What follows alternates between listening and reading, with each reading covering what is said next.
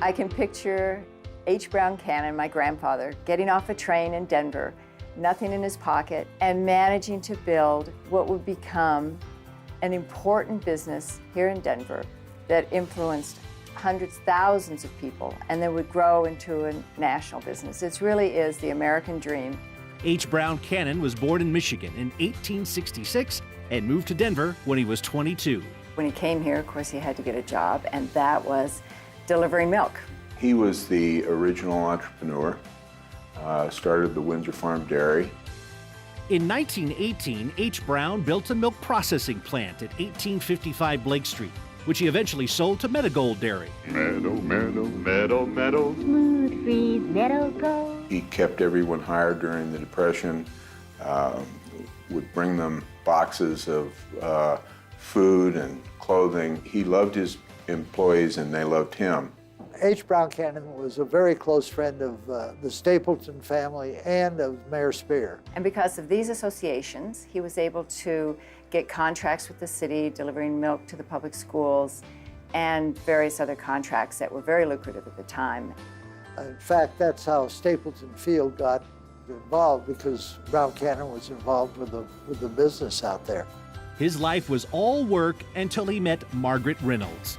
And so they married. It was late in life. He was in his 50s and had the two boys as kind of an afterthought. He was a funny guy, and my dad and my uncle had an ongoing bet that they wouldn't laugh during the evening meal at something he would say, and they never got through a meal without cracking up.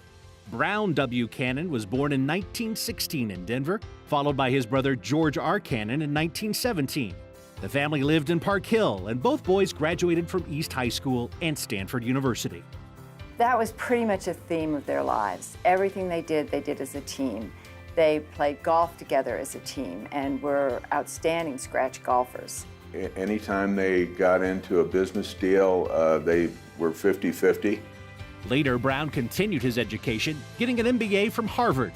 Then came World War II.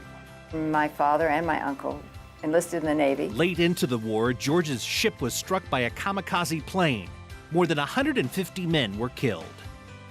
And the plane left a live bomb on board the ship, which my father and three other guys with not very good judgment threw over.